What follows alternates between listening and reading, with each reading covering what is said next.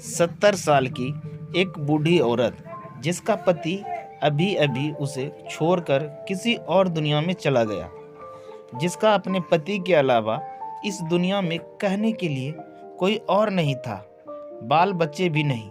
पिछले कई दिनों से उसे घर खाली करने के लिए नोटिस पर नोटिस आए जा रही थी। उसने अपने जानने वालों और रिश्तेदारों से कई बार मदद के लिए गुहार लगाई, लेकिन सिर्फ नाम के लिए ही उसकी शिकायत पर ध्यान नहीं देते। उसकी सहायता के लिए कोई आगे भी नहीं आया। कई लोग तो उसे देखकर ही अपना रास्ता मोड़ लिया करते। बेचारी करे भी तो क्या करे। आखिरकार वह दिन भी जल्दी आ पहुंचा जब उसके फ्लैट के मालिक ने उसको फ्लैट खाली करने के लिए उसके पास कुछ सिक्योरिटी वाले भेज दिए। बूढ़ी औरत उन हट्टे कट्टे आदमियों को देखकर और भी ज़्यादा सहम गई। वो उनके आगे गिड़गिड़ाने लगी, उनके पैर पकड़ लिए और कहने लगी, सिर्फ 2 दिन की मोहलत दे दीजिए, वो कुछ करके अपने लिए रहने के लिए कोई जगह तलाश कर लेगी। मगर भाड़े के वो आदमी उसकी एक बात सुनने को तैयार नहीं थे। जब सिक्योरिटी वाले उस बूढ़ी औरत को धक्का मार के निकले ही वो तभी, खबरदार, जो इस अम्मा को किसी ने हाथ भी लगाया तो इन्हीं के घर से कोई नहीं निकाल सकता। सिक्योरिटी वाले हैरानी से उस आदमी को देखते हैं और पूछते हैं कि तुम्हारा मतलब क्या है। तब वह आदमी उस फ्लैट का पेपर दिखाते हैं जिन पर उसी बूढ़ी औरत का नाम होता है और वह तुरंत वहां से निकल जाने के लिए कहता है।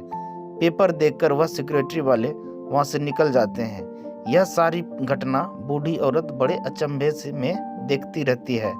सब जानने के बाद बूढ़ी औरत उसे आदमी से पूछती है, बेटा, मैंने तुमको नहीं पहचाना, लेकिन मैं इतना जरूर कहूँगी कि तुम आज मेरी ज़िंदगी में भगवान की तरह आए हो।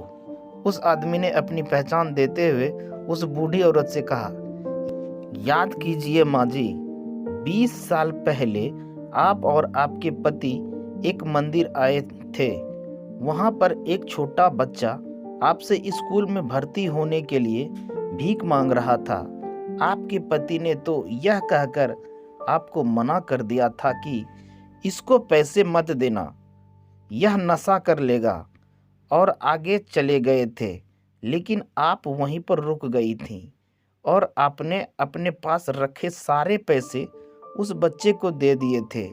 आपने आशीर्वाद और एक ताबीज़ देते हुए उसे कहा था कि भीख मांगने से अच्छा है छोटा मोटा काम करो और अपनी पढ़ाई पूरी करो, तुम्हें भगवान जरूर कामयाबी देगा।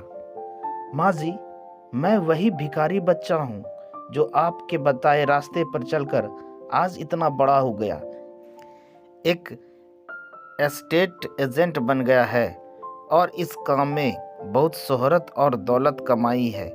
इसी काम में मुझे इस बात की भी खबर रहती है कि किस दिन कौन सी प्रॉपर्टी खाली करवाई जाने वाली है। जब मैंने आपका नाम इस लिस्ट में देखा तो मुझसे रहा नहीं गया। जो मदद आपने मेरी बरसों पहले की थी वह मैं आपको लौटाने आया हूँ। इसीलिए मैंने तुरंत आपका घर खरीद कर आपके नाम कर दिया है। आपने जो ताबीज़ मुझे उस समय दिया था, जिसने मेरी आज तक रक्षा की है, मैं आपको लौटाना चाहता हूँ। मैं चाहता हूँ कि यह ताबीज़ अब आपकी रक्षा करे। हाँ, मेरी एक और विनती है, बुढ़ापे के समय मैं अगर आपकी लाठी बन पाऊँ तो मैं अपने आप को खुशनसीब समझूंगा।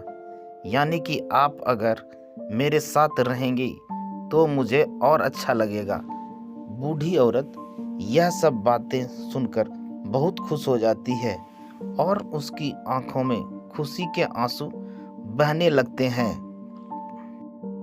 दोस्तों, कर्म एक चक्र की तरह होते हैं जो कभी न कभी लौट के आपके पास ज़रूर आते हैं। इसलिए जीवन में जब भी मौका मिले अच्छे कर्म करते रहिए।